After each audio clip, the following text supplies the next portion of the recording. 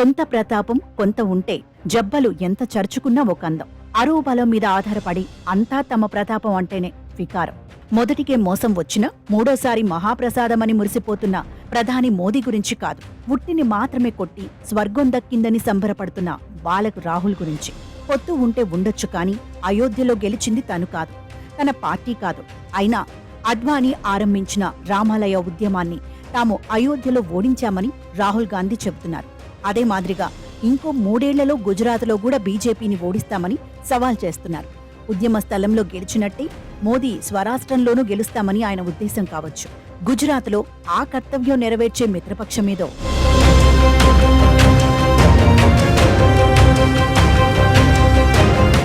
అయోధ్యలో సమాజ్వాదీ పార్టీ అభ్యర్థి అవధేష్ సింగ్ పాసి విజయం నిస్సందేహంగా ఒక విశేషమే.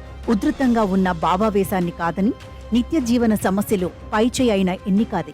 ఒక వైచిత్రి జనరల్ సీట్లో ఒక దళిత అభ్యర్థి సవర్ణ ప్రత్యర్థులను ఓడించి గెలవడంలో ఒక కవితా న్యాయం కూడా ఉండవచ్చు.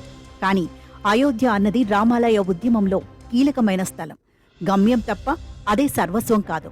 రామజన్మభూమి ఉద్యమం అన్నది ఒక ప్రయాణం, సుమారు 4 దశాబ్దాల ప్రయాణం.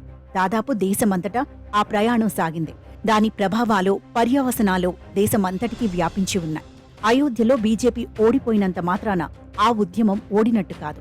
ఆ ఉద్యమ ప్రభావం రాజకీయ రంగంలో ఇంతకు మునుపులా ఉండకపోవచ్చు, క్షీణించవచ్చు. లేదా అది సాధించదలుచుకున్న ఫలితాలు సాధించుకున్నది కనుక, అందులో నుంచి రాగలిగిన ఫలసాయం అందింది కనుక ఇకపై అది ఒక జ్ఞాపకంగా మాత్రమే మిగిలిపోవచ్చు.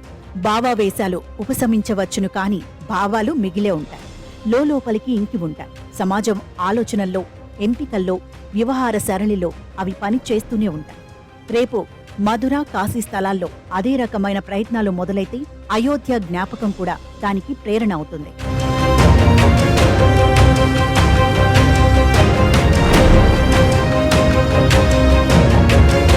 ఒకనాటి ఘనభారతం మధ్య యుగాలలో విదేశీయుల, ముఖ్యంగా ముస్లింల ఆక్రమణలకు లోనే భంగపడిందని, ఆ కుంగుబాటు నుంచి హిందువులను ఆత్మవిశ్వాసంలోకి ఉద్ధరించాలని స్వాతంత్ర్యానంతరం పాలించిన ప్రభుత్వాలు అనుసరించిన విధానాలు విమత, విజాతి శ్రేణులను బుజ్జగిస్తూ వచ్చాయని, మత జాతీయత నిర్మాణం ద్వారా ధర్మాన్ని, దేశాన్ని పటిష్టం చెయ్యాలని విశ్వసించే ఆలోచనల, ఆచరణలలో భాగమే రామమందిర ఉద్యమం.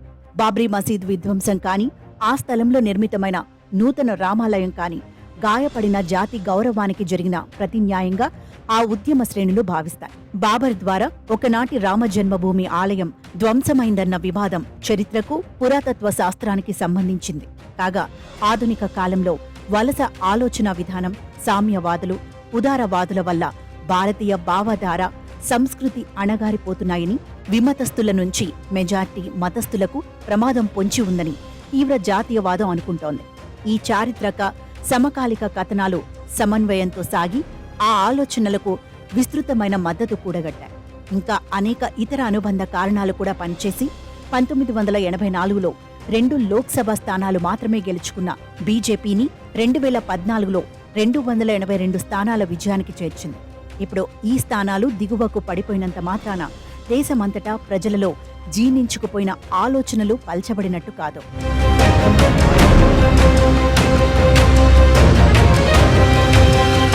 లౌకికవాదం అంటే చెరో బుజ్జగింపు, చెరొక బెదిరింపు అని కాంగ్రెస్ అప్పటికీ ఇప్పటికీ నమ్ముతుంది. షాబానో కేసులో ముస్లిం మతవాద, సామాజిక ఛాందస్సులను మెప్పించడానికి చట్ట సవరణ చేసిన రాజీవ్ గాంధీ దానికి సమతూకం కింద నిద్రావస్థలో ఉన్న అయోధ్య వివాదాన్ని నిద్రలేపారు. రామాలయ ఉద్యమానికి ఘనతను అడ్వానీకి ఇచ్చారు. కాని రాహుల్ తండ్రికి కూడా ఆ కీర్తిలో వాటా ఉంది. 1986 నుంచి మొదలై కరసేవలు, రథయాత్రలు, ప్రభుత్వ పతనాలు, కూల్చివేతలు, కోర్టు కేసులు, పేలుళ్లు, ఘర్షణలు, రైలు బోగి దగ్ధాలు, దారుణ ఊచకోతలు ఈ వివాదం దారిలో మైలురాళ్లుగా ఉన్నాయి. సుమారు 4000 మంది సంబంధిత హింసాకాండలో చనిపోయారు. ఇంతటి తగువును న్యాయస్థానాలు భూమి తాగాదాగా భావించి తోచిన విధంగా పరిష్కరించాయి. ఈ కల్లోల ప్రయాణం చివర రామాలయ నిర్మాణం ఒక పక్షానికి ఘన విజయమే. ఒక ఆరాటం నెరవేరింది, పోరాటం ముగిసింది. ఫైజాబాద్ ఎన్నికలలో బీజేపీ గెలవనంత మాత్రాన్న ఉద్యమమే ఓడిపోయిందని ఎట్లా అంటారు?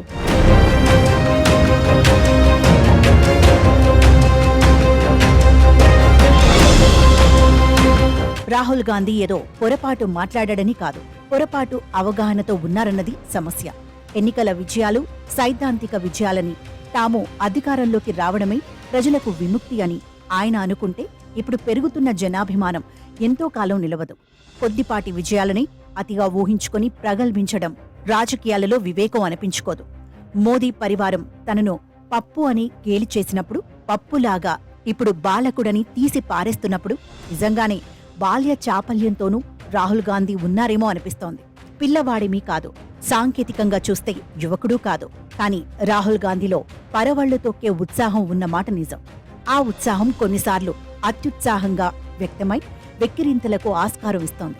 బీజేపీ హేళనలు వినోదం కోసం రూపొందించినవి కావు. వాటి వెనుక చాలా అర్థముంది.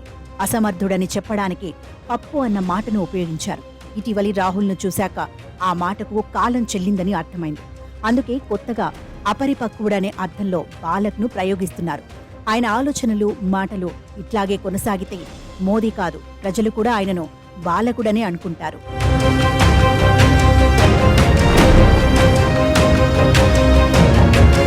లోక్సభలో మాట్లాడుతూ శివుడి బొమ్మను ప్రదర్శిస్తూ సర్వమతాల్లోని అభయముద్ర గురించి వివరిస్తున్నప్పుడు రాహుల్ గాంధీ ప్రయత్నం, తపన నచ్చినట్టుగా అందులోని విషయం ఆకట్టుకోలేదు.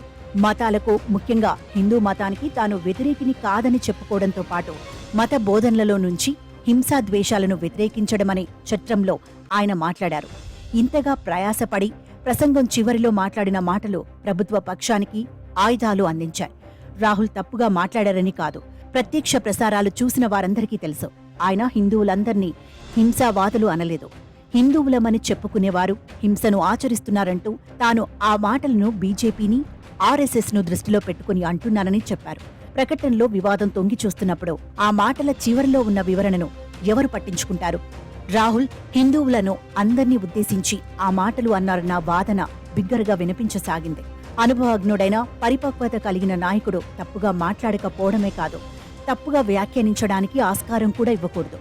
ఆనాటి రాహుల్ ప్రసంగం దేశవ్యాప్తంగా చాలా మందిని ఆకట్టుకుంది. కానీ ఆ ఆకర్షణ ముందు తాము చిన్నబోకుండా ఈ హింసా వివాదం బీజేపీని రక్షించింది. బీజేపీ సొంతంగా మెజార్టీ దక్కించుకోలేకపోయిందన్న విషయానికి రాహుల్ కొంతకాలం విశ్రాంతి ఇవ్వడం మంచిది.